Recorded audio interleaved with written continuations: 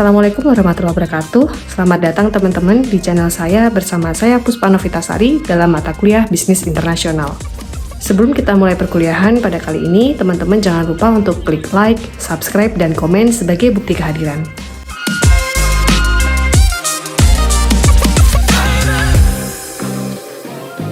Pada pertemuan kali ini kita akan membahas economic force dalam lingkungan bisnis internasional, yang meliputi laju inflasi, contoh soal perhitungan laju inflasi, gross domestic product, serta contoh soal perhitungan gross domestic product menggunakan pendekatan pendapatan, pengeluaran, dan produksi. Emen silakan menyimak, bertanya melalui kolom komentar, atau mencatat poin-poin penting dalam pembahasan ini. Seperti yang telah kita bahas pada pertemuan sebelumnya, lingkungan eksternal bisnis internasional dalam economic forces meliputi dua hal, yaitu pembahasan mengenai laju inflasi dan gross domestic product. Apa yang dimaksud dengan inflasi? Inflasi adalah situasi saat harga barang di pasar mengalami kenaikan yang signifikan terus-menerus dalam periode tertentu. Akibat terjadinya inflasi, nilai uang suatu negara akan mengalami penurunan. Kondisi ini tentunya sangat merugikan perekonomian negara. Sedangkan pengertian laju inflasi adalah persentase kenaikan harga barang antar periode. Laju inflasi ini diukur dengan indeks harga konsumen (IHK) untuk mengetahui perubahan pada suatu barang atau jasa. IHK atau indeks harga konsumen adalah suatu indeks yang menghitung rata-rata perubahan harga dalam suatu periode dari suatu kumpulan barang dan jasa yang dikonsumsi oleh penduduk rumah tangga dalam kurun waktu tertentu. Penyebab peningkatan laju inflasi. Meningkatnya laju inflasi pada suatu negara bisa dipengaruhi oleh sejumlah faktor. Adapun beberapa penyebab peningkatan laju inflasi adalah sebagai berikut. 1. Peningkatan biaya produksi. Salah satu penyebab kenaikan laju inflasi adalah peningkatan biaya produksi atau cost pull inflation. Biasanya, peningkatan biaya produksi ini terjadi ketika harga bahan baku mengalami kenaikan atau stoknya yang cukup terbatas. Akibatnya, harga barang atau jasa yang dijual pun juga mengalami kenaikan, sehingga bisa meningkatkan laju inflasi. 2. Peningkatan permintaan. Penyebab peningkatan laju inflasi berikutnya adalah adanya kenaikan permintaan terhadap suatu produk barang atau jasa. Lonjakan permintaan ini bisa terjadi karena kebutuhan terhadap produk tersebut semakin bertambah atau adanya keterbatasan stok di pasaran. 3. Peningkatan jumlah uang beredar. Terakhir, penyebab kenaikan laju inflasi adalah peningkatan jumlah uang yang beredar di lingkungan masyarakat, sehingga melebihi kebutuhan hariannya. Kondisi ini adalah penyebab utama terjadinya kenaikan laju inflasi pada suatu negara. Itulah mengapa peredaran uang perlu dikendalikan oleh pemerintah. Rumus laju inflasi yaitu indeks harga konsumen pada periode N dikurangi dengan indeks harga konsumen periode sebelumnya atau N1 dibagi dengan indeks harga konsumen periode sebelumnya atau N1 dan dikali 100%. Sedangkan nilai indeks harga konsumen adalah sigma dari harga periode N, dibagi dengan sigma dari harga periode 0 dikali 100%. Kemudian klasifikasi inflasi berdasarkan tingkat keparahannya adalah sebagai berikut. 1. Inflasi ringan creeping inflation. Inflasi ini ditandai dengan kenaikan harga dari beberapa barang dan jasa yang rendah di bawah 10% per tahun. Inflasi ringan tidak mengganggu perekonomian suatu negara atau masih dalam kategori normal, karena inflasi jenis ini mengalami kenaikan harga dan berjalan relatif lambat. 2. Inflasi sedang, galloping inflation. Inflasi ini ditandai dengan kenaikan harga dari beberapa jenis barang dan jasa pada kisaran 10% sampai 30% per tahun. Inflasi sedang mengganggu perekonomian suatu negara terutama bagi para penerima gaji tetap, karena inflasi jenis ini mengalami kenaikan harga yang tinggi dalam waktu singkat. 3. Inflasi berat, high inflation. Inflasi ini ditandai dengan kenaikan harga dari beberapa jenis barang dan jasa pada kisaran 30% sampai 100% per tahun. Inflasi berat dapat mengacaukan kondisi perekonomian suatu negara, dikarenakan masyarakat tidak ingin lagi menyimpan uangnya di bank, Hal ini disebabkan karena bunga bank lebih kecil daripada laju inflasi.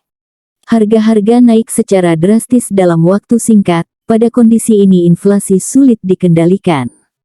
Sri Lanka ialah negara yang saat ini berada pada kondisi inflasi berat. Inflasi Sri Lanka per Juni tahun 2022 mencapai 54,6% yang menyebabkan negara tersebut mengalami gagal bayar hutang luar negeri dan masyarakat Sri Lanka mengalami kesulitan dalam memenuhi kebutuhan pokok mereka sehari-hari.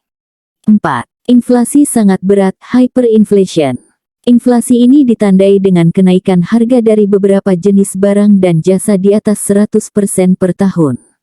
Dalam kondisi ini, perekonomian suatu negara sangat sulit dikendalikan, harga komoditas naik secara signifikan dalam waktu singkat. Contoh negara yang mengalami inflasi di atas 100% ialah Lebanon yang mencapai 211,43% per Mei tahun 2022 dan Venezuela yang mencapai 222% per April tahun 2022. Terlihat dalam tabel data besaran indeks harga konsumen dari bulan Januari hingga Desember pada tahun 2021 hingga 2023. Angka yang terdapat pada kolom inflasi diperoleh melalui rumus yang telah kita bahas sebelumnya di mana inflasi adalah IHKN 1 dibagi dengan IHKN 1 kali 100%. Sebagai contoh kita mulai dari mencari laju inflasi bulan Februari tahun 2021, diperoleh dari IHK Feb 106,82 IHK Yan 106,67 dibagi dengan IHK Yan 106,67 kali 100% sehingga laju inflasi sebesar 0,14 Nah, dari tabel TSB bisa kita lihat bahwa terdapat laju inflasi negatif yakni di September tahun 2021 dan Agustus tahun 2023. Laju inflasi bulan Agustus tahun 2023 sebesar minus 0,04 menunjukkan bahwa terjadi deflasi, bukan inflasi. Deflasi adalah kebalikan dari inflasi, di mana terjadi penurunan umum dan berkelanjutan dalam harga barang dan jasa di suatu ekonomi selama periode waktu tertentu. Dalam konteks laju inflasi minus 0,04, ini berarti bahwa tingkat harga secara keseluruhan mengalami penurunan sebesar 0,04% selama periode waktu yang dianalisis. Dalam situasi deflasi, nilai uang meningkat karena konsumen dapat membeli lebih banyak barang dan jasa dengan jumlah uang yang sama. Meskipun deflasi mungkin tampak menguntungkan bagi konsumen karena daya beli meningkat, secara umum deflasi dianggap sebagai indikator ekonomi yang tidak sehat. Hal ini dapat mengakibatkan penundaan pembelian konsumen, penurunan produksi dan penyerapan tenaga kerja, serta tekanan terhadap pendapatan dan profitabilitas perusahaan. Oleh karena itu, pemerintah dan bank sentral biasanya berupaya mencegah terjadinya deflasi dengan menggunakan kebijakan moneter dan fiskal yang sesuai. Tabel berikut data yang bersumber dari BPS Badan Pusat Statistik, di mana data ini berisikan inflasi M2M atau bulan ke bulan selama Oktober tahun 2023 hingga Desember tahun 2023, yang ditampilkan per kelompok pengeluaran.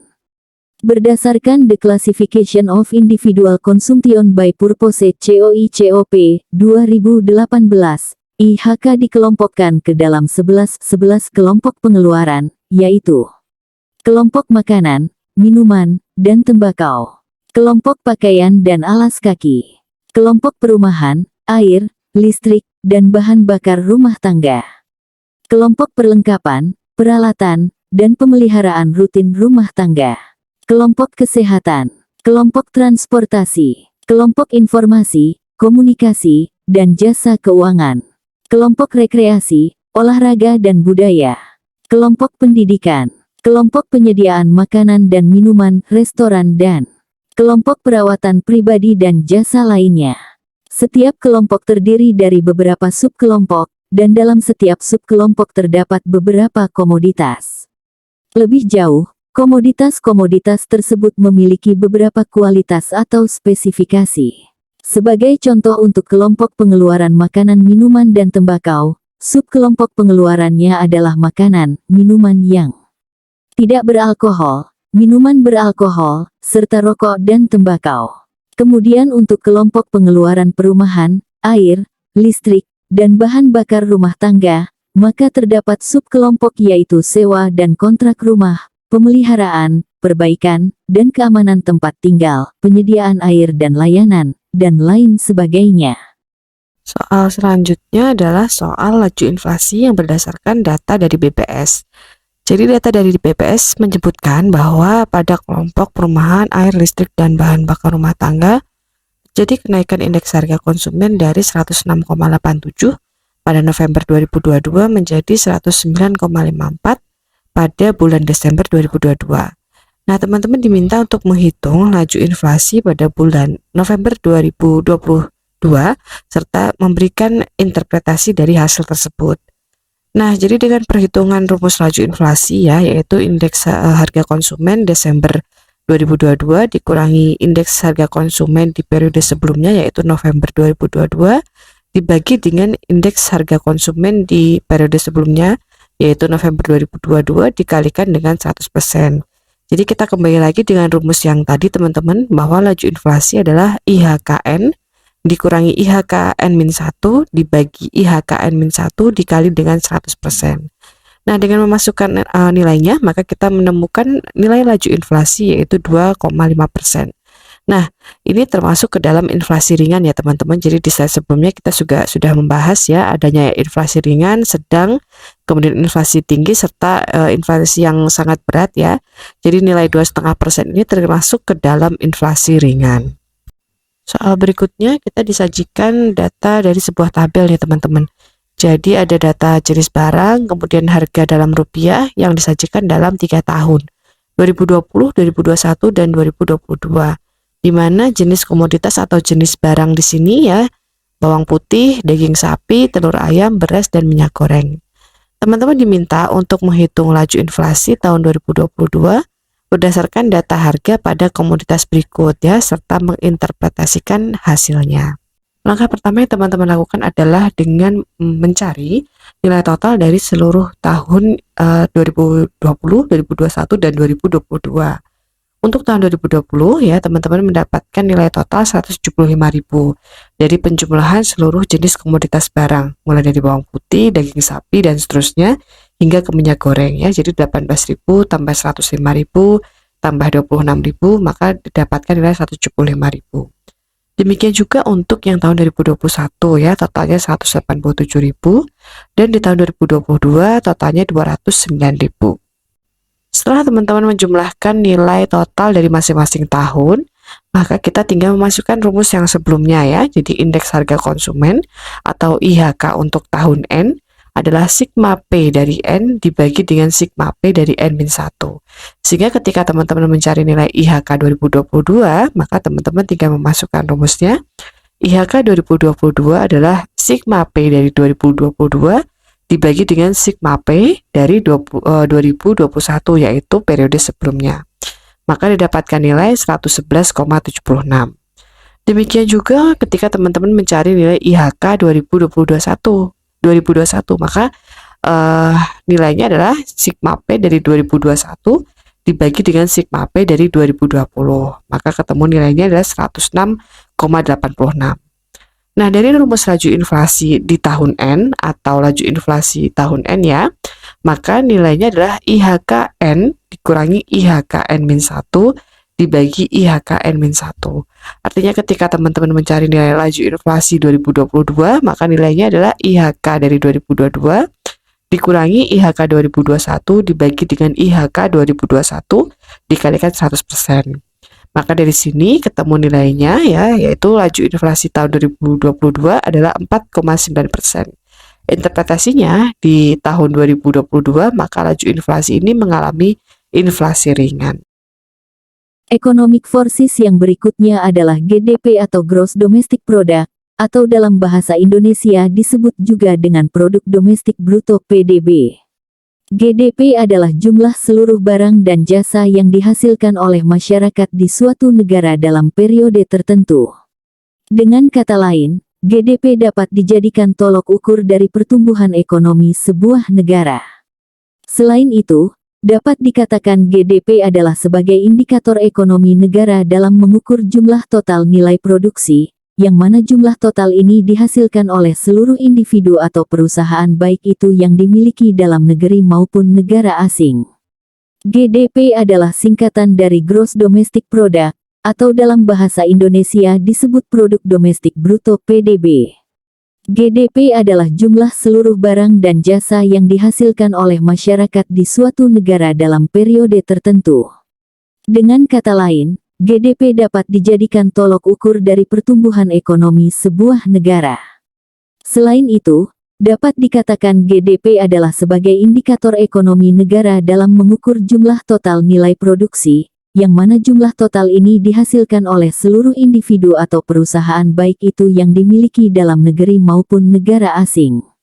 GDP ini berbeda dengan GNP atau Gross National Product, di mana produk nasional bruto sendiri adalah pendapatan yang dihasilkan atas faktor produksi, tenaga kerja dan modal milik masyarakat Indonesia yang diperoleh dari luar negeri lalu dikurangi oleh pendapatan yang sama milik masyarakat negara asing yang diterima di Indonesia.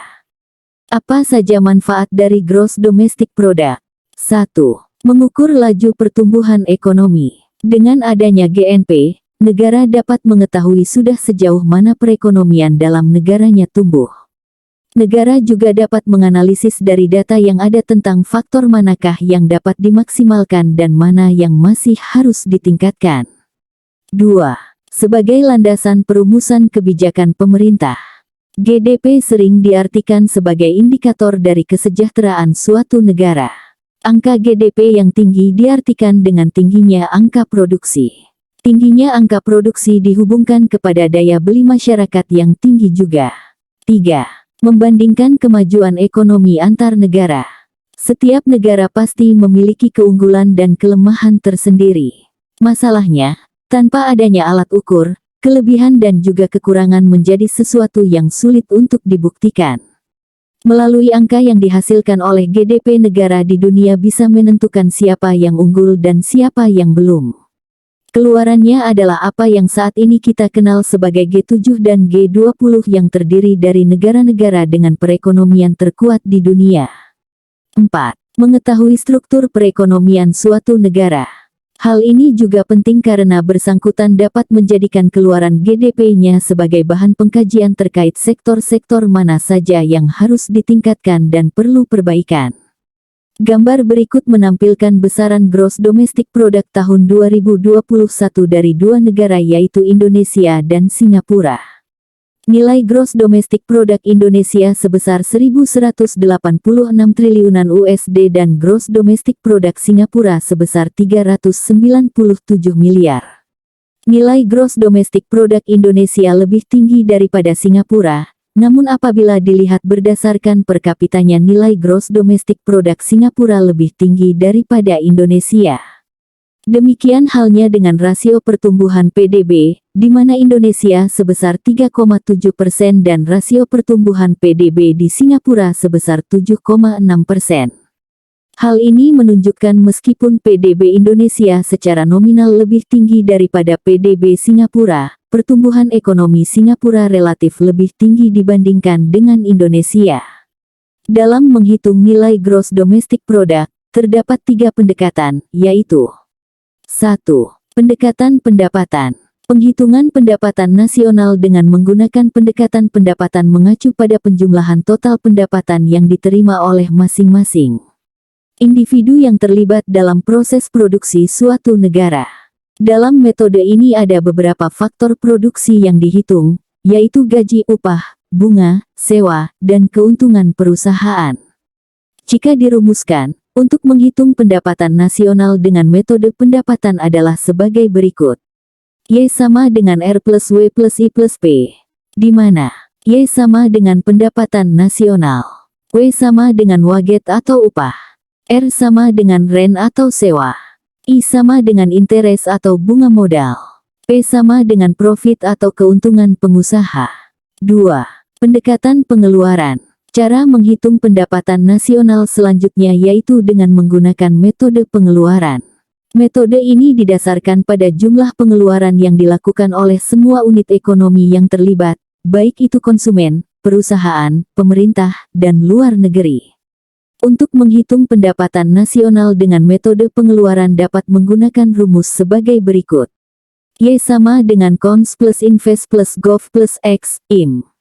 Di mana Y sama dengan pendapatan nasional. Cons sama dengan pengeluaran konsumsi rumah tangga konsumen. Invest sama dengan pengeluaran investasi rumah tangga produsen. Gov sama dengan belanja pemerintah. X sama dengan ekspor. IM sama dengan impor. 3. Pendekatan produksi. Metode produksi atau pendekatan nilai tambah merupakan metode yang didasarkan pada perhitungan nilai total produk domestik bruto atau gross domestic product suatu negara, yaitu jumlah nilai seluruh barang dan jasa yang diproduksi oleh faktor produksi yang ada di dalam negeri selama 1 tahun. Metode ini memperhitungkan semua produk yang dihasilkan dari industri, agraris, ekstraktif, jasa dan niaga, baik oleh perusahaan domestik maupun perusahaan asing yang beroperasi di dalam negeri. Berikut rumus menghitung pendapatan nasional dengan metode produksi. Y sama dengan P1X-Q1 plus P2X-Q2 plus Pen-X-Ken. Di mana P sama dengan harga, Q sama dengan jumlah barang, jasa. Berikutnya kita akan membahas contoh soal ya, di mana dalam suatu negara terdapat data sebagai berikut ya, sewa tanah 125 juta, upah 65 juta, bunga modal 15 juta, profit 80 juta. Dari data tersebut, maka teman-teman diminta untuk mencari nilai gross domestic product. Nah, kalau kita lihat ya, ini harus kita kelompokkan dulu ke dalam mana itu sewa tanah, upah, bunga modal dan profit ya. Jadi sewa tanah di sini masuk ke dalam rent ya, kemudian upah itu wage, kemudian bunga modal itu interest, profit ya profit. Nah, setelah kita sudah mengelompokkan ya, kemudian kita tinggal memasukkan ke dalam rumusnya ya. Ini menggunakan rumus pendekatan pendapatan karena sudah diketahui rentnya, wage-nya, kemudian interestnya, profitnya sudah ada. Nah, tinggal kita masukkan ya, di mana Y adalah jumlah dari rent ditambah wage ditambah interest ditambah dengan profit. Nah, kita tinggal masukkan angkanya dan ketemu nilainya 285 juta rupiah. Contoh soal yang berikutnya, di sini diketahui konsumsi rumah tangga sebesar 300 juta rupiah, kemudian investasi sebesar 100 juta rupiah, belanja pemerintah 60 juta rupiah, ekspor 30 juta rupiah, impor 35 juta rupiah. Teman-teman diminta untuk mencari nilai gross domestic product dari data yang disajikan tersebut. Nah, kita bisa masukkan dulu ya, ini termasuk apa gitu ya. Nah, konsumsi rumah tangga di sini adalah cons ya. Kita nyatakan dengan cons. Kemudian nah, konsumsi rumah tangga di sini. Nah, sebelum kita mulai menghitung, teman-teman bisa dinyatakan dulu ya data yang diketahui tadi termasuk ke dalam apa. Misalnya konsumsi rumah tangga ini adalah kita nyatakan dengan cons ya. Kemudian investasi kita nyatakan dengan invest, kemudian belanja pemerintah kita nyatakan dengan gov, ekspor kita nyatakan dengan X, dan impor kita nyatakan dengan IM ya. Nah, setelah kita melihat data yang disajikan, kita bisa memasukkan menggunakan rumus pendekatan pengeluaran ya. Di mana rumus pendapatan pengeluaran tersebut sudah kita bahas sebelumnya ya. Y adalah jumlah dari cons ya ditambah invest ditambah gov ya ditambah dengan selisih dari ekspor dan impor. Nah, dengan memasukkan rumus tersebut, maka teman-teman mendapatkan angka 300 ditambah 100 ditambah 60 ditambah 30 minus 35. Nah, hasilnya gross domestic product dari data yang disajikan tersebut besarnya adalah 455 juta rupiah. Contoh soal yang ketiga ya, diketahui ada sebuah kasus di mana pada proses pembuatan baju, tahapan produksi melalui proses pembuatan kapas ya yang dibeli dari petani. Kemudian diolah menjadi benang oleh pabrik benang. Selanjutnya benang tersebut diolah kembali oleh pabrik tekstil menjadi kain hingga masuk ke industri garmen dan diolah menjadi baju. Kuantitas produksi kapas berjumlah 37.000 kilo dengan harga per kilonya Rp9.000 teman-teman. Kemudian kuantitas produksi benang ya sebanyak 35.000 bal dengan harga 12.000 per bal. Kuantitas produksi kain sebanyak 30.000 yard dengan harga per yardnya 20.000 dan kuantitas baju sebanyak 25.000 pieces dengan harga Rp30.000 per pieces. Teman-teman diminta untuk menentukan nilai gross domestic product. Nah, untuk mempermudah dari perhitungan ini ya, teman-teman bisa nyatakan data yang disajikan tadi ke dalam bentuk tabel ya, di mana teman-teman membuat kolom sektor produksi, harga, nilai tambah ya, kuantitas serta pendapatan. Nah, sektor produksi kita bisa lihat ya, dari setiap sektor produksi di sini ada 4 ya, ada 4 sektor produksi, yaitu sektor produksi pertanian ya untuk yang memproduksi kapas tadi. Kemudian sektor produksi manufaktur untuk menghasilkan benang, kemudian sektor produksi tekstil untuk menghasilkan kain, dan terakhir adalah sektor produksi garmen untuk menghasilkan baju. Nah, dari data-data tersebut juga diketahui ya, harga masing-masing sektor produksinya. Pertanian untuk menghasilkan kapas tadi Rp9.000 per kilonya ya, kemudian hingga ke produksi garmen sebesar Rp30.000 per pieces. Nah, teman-teman membuat kolom lagi ya, nilai tambah, kuantitas, dan pendapatan. Nilai tambah dihasilkan dari selisih antara masing-masing sektor produksi ya. Contohnya misalkan di sini untuk yang pertanian ya, pertanian ini tetap dituliskan pertanian. Kemudian manufaktur benang. Nah, teman-teman mencari nilai selisihnya dari harga benang dan harga kapas ya. Nilai tambahnya jadi Rp3.000 ya. Dari 12.000 dikurangi 9.000. Kemudian ke tekstil untuk menghasilkan kain ya, nilai tambahnya adalah 8.000 didapatkan dari selisih 20.000 dengan 12.000. Dan garmen ya, nilai tambahnya adalah 10.000, artinya terdapat pertambahan 10.000 dari produksi tekstil ya, kain tadi 20.000 menjadi 30.000. Nah, total dari semua nilai tambah di sini ya dijumlahkan sehingga menghasilkan nilai 30.000. Kemudian kuantitas atau banyaknya ya, banyaknya tadi dari soal. Banyaknya kuantitas dari soal disebutkan bahwa pertanian untuk yang produksi kapas tadi kuantitasnya adalah 37.000 dan seterusnya ya, kemudian teman-teman jumlahkan nilainya jadi 157.000. Nah, terakhir perkaliannya ini dikalikan pendapatan adalah P kalikan Q. Nah, kemudian nilai dari pendapatan adalah nilai dari P kali Q ya, sehingga diperoleh nilai bahwa pendapatan untuk sektor pertanian ya 9.000 dikalikan 37.000 dan seterusnya ya, sehingga diperoleh nilai total Rp928 juta. Nah, ini adalah nilai gross domestic product untuk jawaban soal nomor 3. Nah, demikian pembahasan pada perkuliahan kita kali ini. Semoga menambah wawasan dan pengetahuan teman-teman semua. Kita ketemu lagi di lain kesempatan. Terima kasih. Assalamualaikum warahmatullahi wabarakatuh.